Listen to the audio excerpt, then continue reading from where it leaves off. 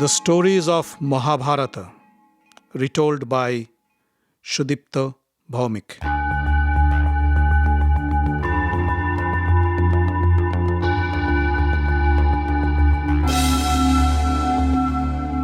Welcome, dear friends, to another episode of the Mahabharata.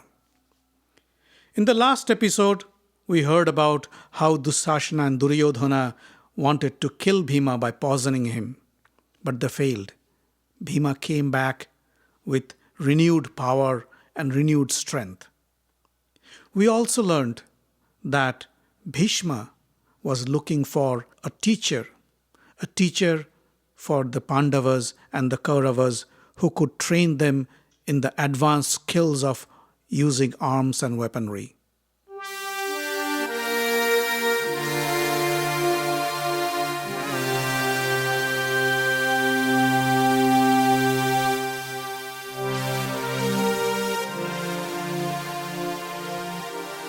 One day, the Pandava and Kaurava brothers were playing with a wooden ball in a meadow not far from the royal palace. Suddenly, the ball rolled into a deep and unused well.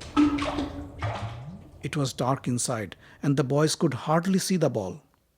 They were all quite depressed to lose the ball and kept blaming each other for this loss. Suddenly, a Brahmin appeared in tattered clothes. He saw the quarreling boys and laughed at them. "Aren't you the Kuru princes? You can't even pick up a ball from a well? What kind of arms training did you get from your guru?" he said. One of the brothers said, "Sir, do you see how deep the well is? And what does our arms training got to do with it?"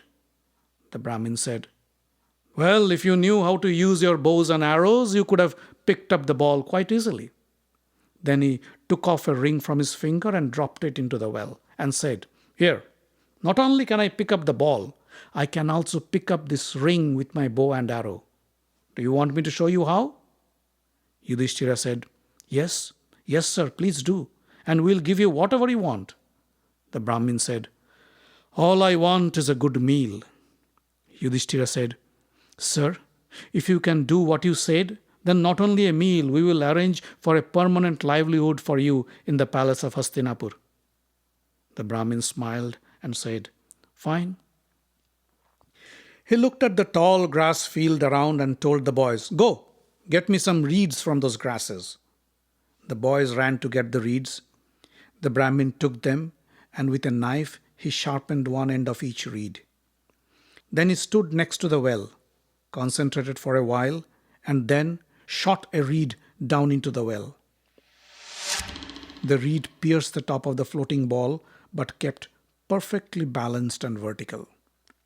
He then took another reed and shot it exactly the same as before, but this reed hit the rear end of the first one and stuck there. One after another, the Brahmin shot the reeds, and they stuck to each other and formed a long chain which soon reached the top of the well. He then gently pulled the chain of reeds and retrieved the ball from the well. The boys applauded and cried out in joy. The Brahmin said, "Wait, I still have to recover my ring." He then looked at Arjuna and said, "Give me your bow and arrow." Arjuna gave him his bow and arrow. The Brahmin engaged an arrow to the bow, aimed down the well, chanted a few mantras, and released the arrow. The arrow went straight in, and magically it came up to him with the ring attached to its tip. The boys were awed, to say the least. Yudhishthira said, "Sir, who are you? You just cannot be a simple Brahmin." The Brahmin laughed and said, "I am Drona, the son of Rishi Bharadwaja. Go and tell your granduncle Bhishma and tell him about me. I am sure he knows me."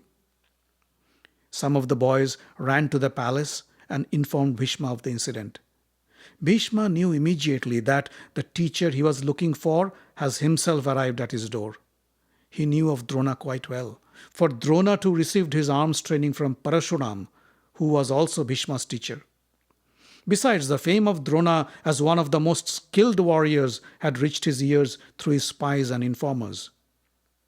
Bhishma came out to the meadow and welcomed Drona with open arms. Drona, we are indeed honored to have you here at Hastinapur. I would like to offer you the position of the royal arms teacher of Hastinapur, and you can have whatever honorarium you'd like for your services. Please, please accept and honor us. Drona had no reason to reject the offer. It was for this very reason he had come to Hastinapur. Although he was a great teacher and a great warrior, but as a Brahmin, it was very difficult for him to earn a livelihood from his skills in weaponry. In fact, he was extremely poor and was desperate to find a job that would not only pay him well, but also give him the respect and honor he deserved. But he also had another ulterior motive, of which we will learn later. Drona settled down in Hastinapur palace with his wife and son Ashwathwama and started his job of training the Pandavas and Kaurava brothers in the advanced art of warfare and weaponry. Although he taught the princes the use of multiple weapons, he also decided to focus each one on a special weapon. For example, Yudhishthira focused on the use of the spear, Bhima on the mace, Arjuna focused on archery, and Nakul and Sahadeva on the sword. Duryodhana also picked up the mace as his weapon of choice. Drona's teaching style was a bit unorthodox, and he often tested his students for their focus, concentration, and skills.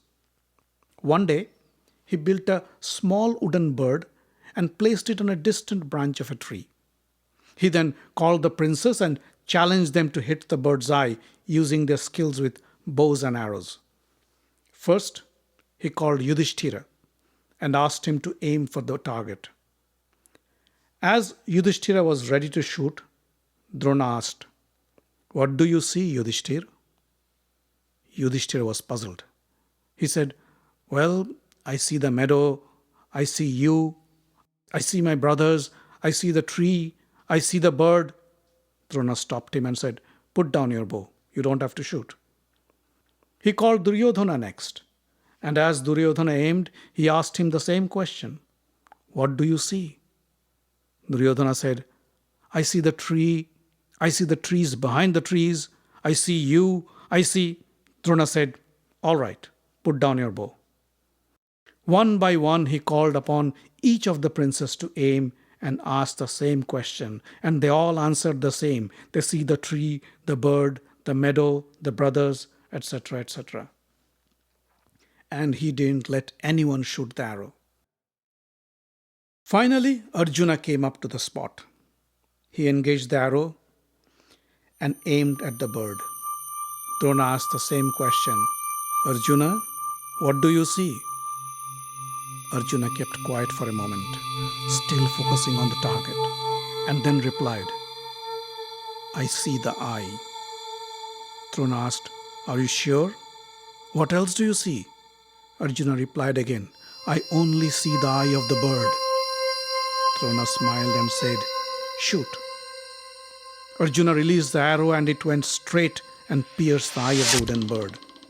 Drona was very happy.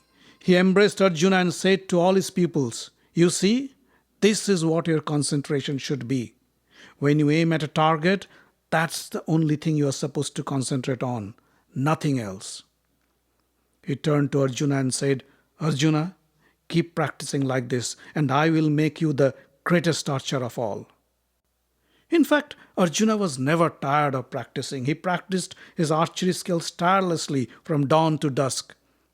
One evening, when he was having his dinner, the lamp in the room went out in a gust of wind, and the dining room was pitch dark. But Arjuna realized that he was still able to eat his food. In the darkness, he could pick up the food from the plate and take it to his mouth without any effort at all. He thought if he practiced properly, he could shoot his target even in the dark.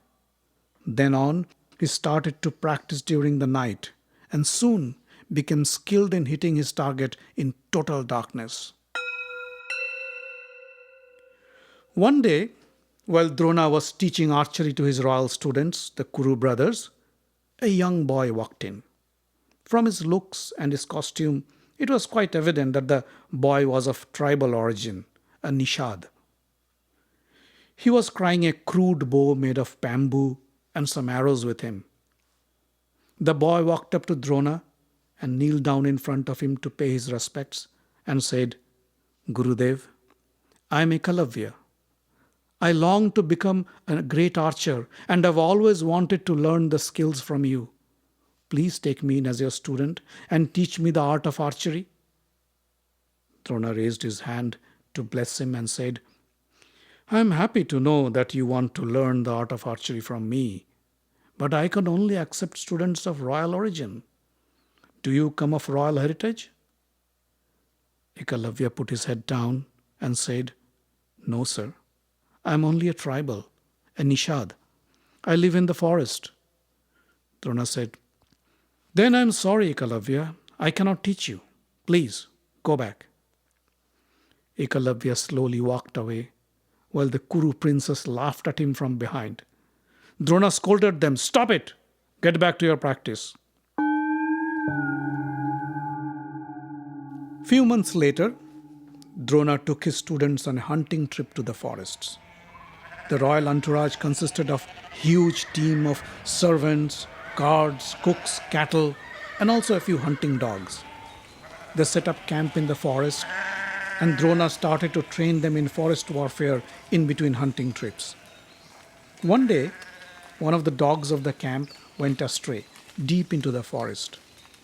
Strolling through the forest, the dog came to an opening where stood a small hut, and in front of the hut stood a clay statue of Drona. In front of the statue, a young boy was busy practicing his archery skills. It was Ekalavya.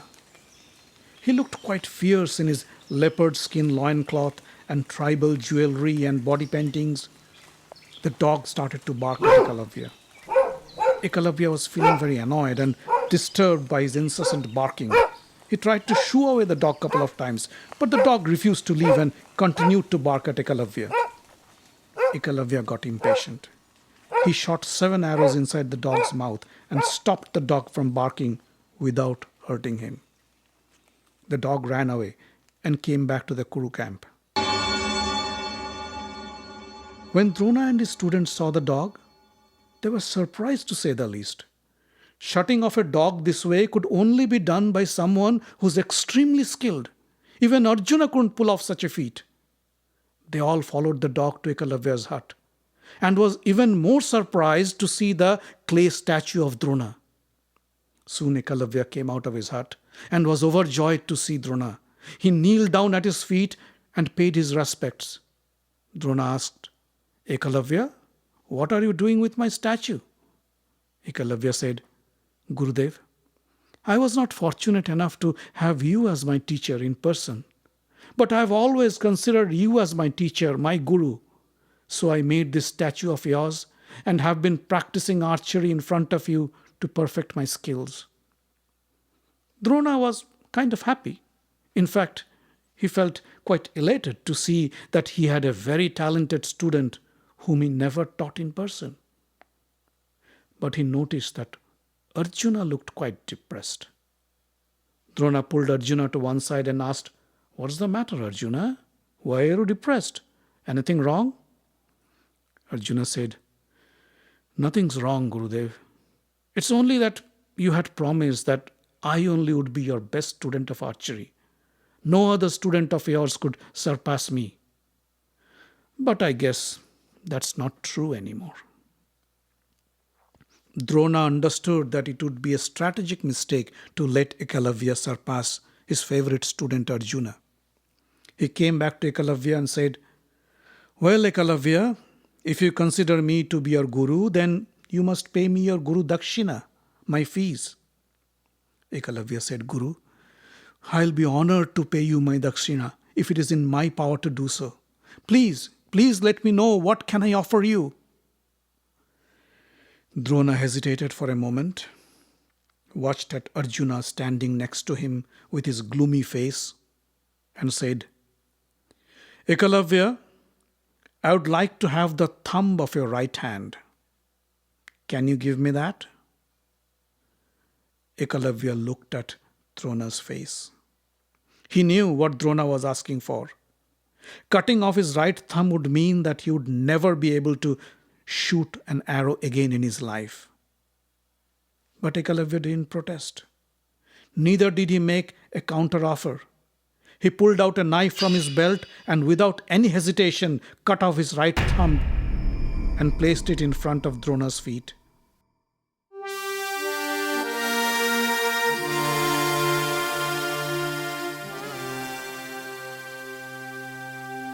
Drona was stunned and overwhelmed by Ekalavya's loyalty, but he didn't express any emotion. He only raised his arm to bless Ekalavya and left the forest with his students.